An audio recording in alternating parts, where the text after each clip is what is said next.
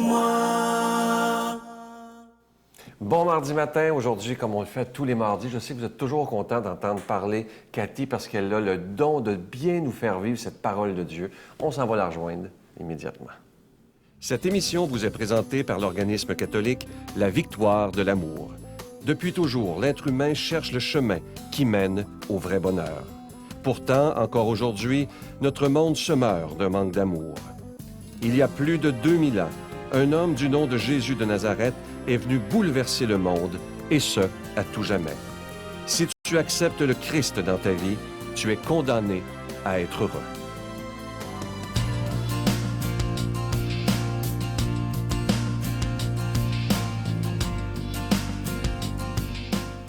Bon matin à tous. J'ai une question à vous poser. Savez-vous combien ça vaut, ce billet-là? 20 $? Vous avez entièrement raison.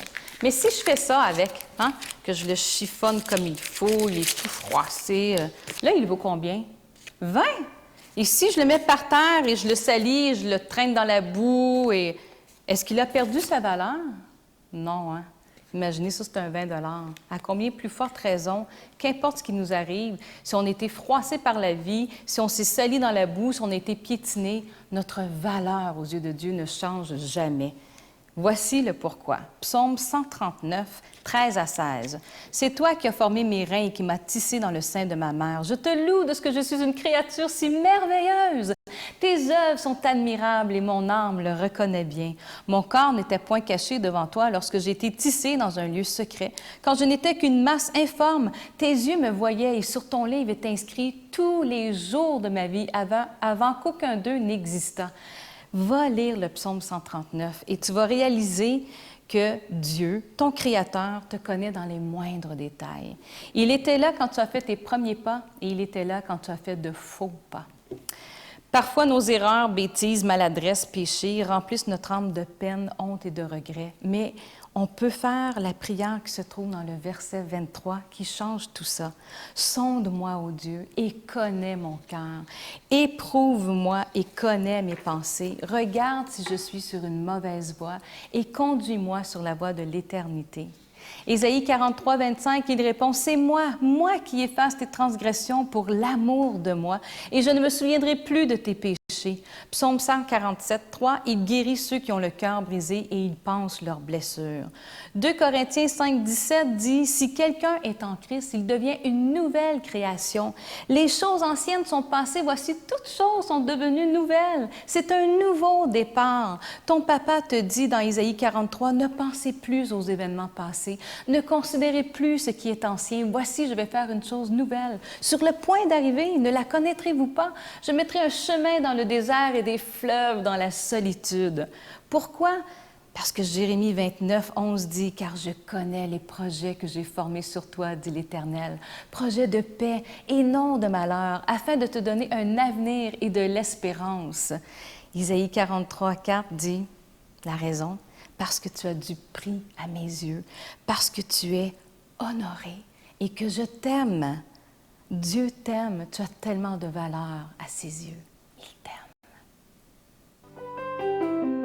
Notre Père qui es aux cieux, que ton nom soit sanctifié, que ton règne vienne, que ta volonté soit faite sur la terre comme au ciel. Donne-nous aujourd'hui notre pain de ce jour. Pardonne-nous nos offenses, comme nous pardonnons aussi à ceux qui nous ont offensés. Et ne nous soumets pas à la tentation, mais délivre-nous du mal, car c'est à toi qu'appartiennent le règne, la puissance et la gloire, pour les siècles des siècles. Amen.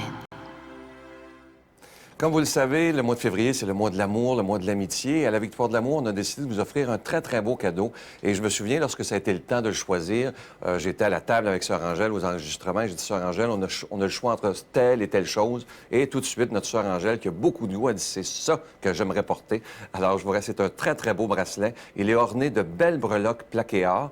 Et c'est très symbolique parce que vous avez une breloque au centre qui est un cœur, qui est un très beau cœur plaqué or. Et de chaque côté, c'est une petite croix avec Jésus dessus et de l'autre côté, une breloque de la Vierge Marie pour montrer que dans notre cœur, Jésus et Marie sont extrêmement importants. C'est très, très beau à porter. Alors, je vous rappelle que c'est avec un don de 25 et si vous en voulez deux, c'est avec un don de 40 parce que ça se donne très, très bien à des gens qu'on aime. Je vous rappelle que ce bracelet, il est déjà béni. Moi, je veux vous remercier de tout mon cœur de votre grande générosité parce que vous savez, sans vos prières, sans vos dons, on ne pourrait pas être là depuis maintenant. Dans quelques semaines, ça fera 18 ans déjà. Alors, je vous donne l'adresse. La Victoire de l'Amour, casier postal 120, succursale Boucherville à Boucherville, le J4B 5E6, je vous la redonne. La Victoire de l'Amour, casier postal 120, succursale Boucherville à Boucherville, le J4B 5E6, également par carte de crédit et par téléphone, du lundi au vendredi, dans le 514-523-4433,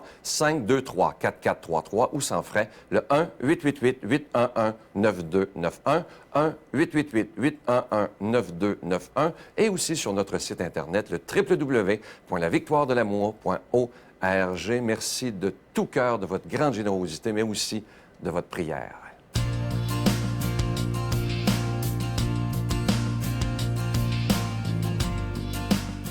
Aujourd'hui, pour l'homélie, on s'en va rejoindre notre ami, notre conducteur de train préféré, l'abbé Donald Thompson.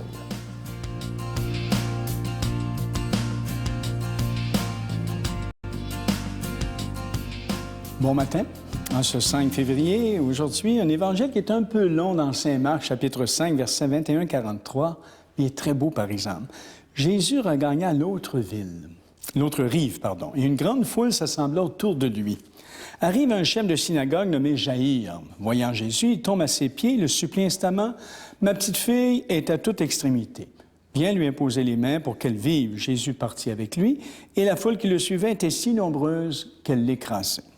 Or, une femme qui avait des pertes de sang depuis 12 ans avait appris ce qu'on disait de Jésus, vint par derrière dans la foule et toucha son vêtement. À l'instant, l'hémorragie s'arrêta et elle ressentit dans son corps qu'elle était guérie de son mal. Aussitôt, Jésus se rendit compte qu'une force était sortie de lui. Il se retourna dans la foule et demandait « Qui a touché mes vêtements? » Alors la femme, craintive et tremblante, sachant ce qui lui était arrivé, vint se jeter à ses pieds et lui dit toute la vérité. Mais Jésus reprit « Ma fille, ta foi t'a sauvée. Vas en paix et sois guérie de tout mal. » Comme il parlait encore, des gens arrivent de la maison de Jaïr pour annoncer à celui-ci « Ta fille vient de mourir. À quoi bon encore déranger le maître? » Jésus dit au chef de la synagogue « Ne crains pas, crois seulement. » Il ne laissa personne l'accompagner, sinon Pierre, Jacques et Jean, son frère. Ils arrivèrent dans la maison du chef de synagogue. Jésus voit des gens qui pleurent et pousse de grands cris. Il entre et leur dit « Pourquoi cette agitation et ces pleurs? L'enfant n'est pas mort, elle dort. » Mais on se moquait de lui. Alors il met tout le monde dehors, prend avec lui le père et la mère de l'enfant et ceux qui l'accompagnent. Puis il saisit la main de l'enfant et lui dit « Talita cum », ce qui signifie « Jeune fille, je te le dis, lève-toi ».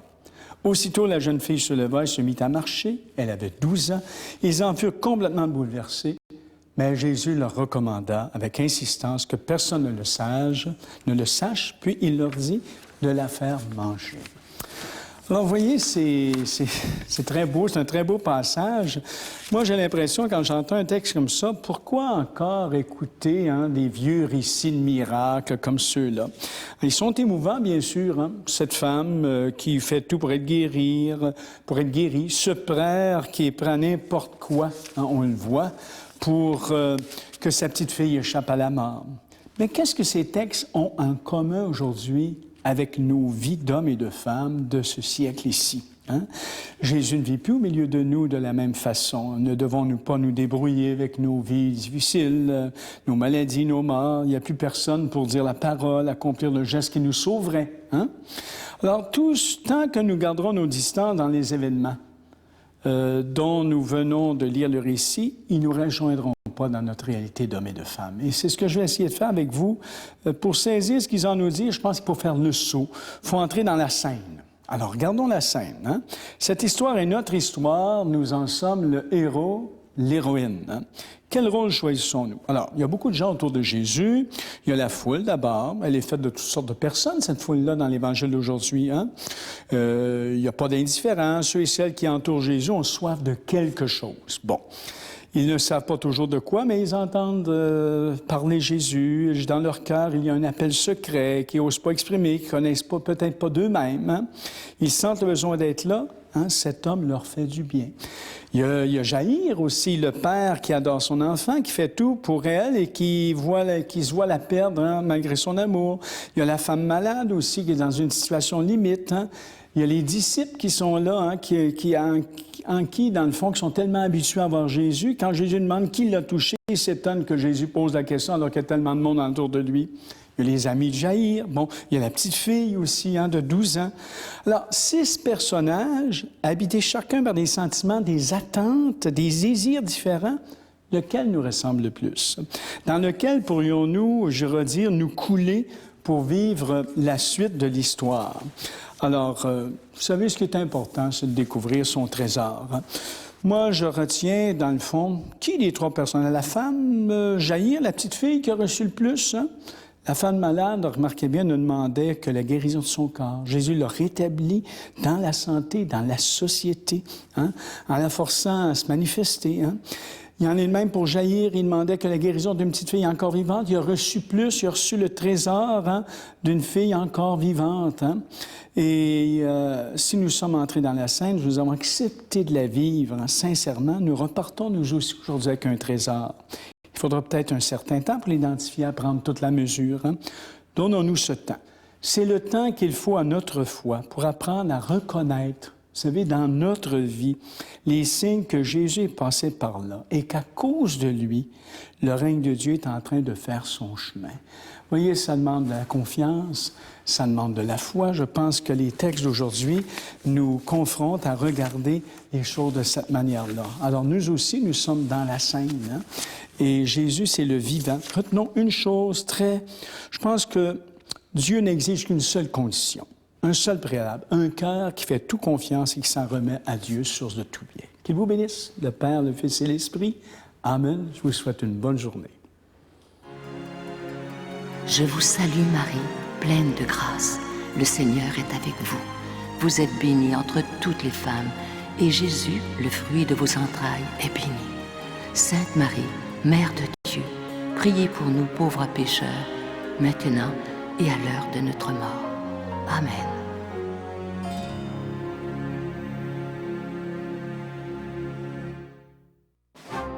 Dans le cadre de l'année de la foi, la Victoire de l'amour, en collaboration avec Voyage Intermission, vous invite à une croisière mémorable en Alaska à bord du Celebrity Solstice. Sous le thème « Les splendeurs de la création », vous découvrirez les beautés exceptionnelles du nord-ouest du Pacifique et l'Alaska, qui possède les plus beaux paysages sauvages terrestres et maritimes dont la virginité n'a que peu d'égal au monde. En compagnie de l'abbé Robert Lemire et Sylvain Charon, venez vivre des moments de réflexion, de prière, d'enseignement avec célébration eucharistique quotidienne du 29 août au 6 septembre 2013. Informations, réservations chez Voyage Intermission au 514-288-6077 ou sans frais 1-800-465-3255.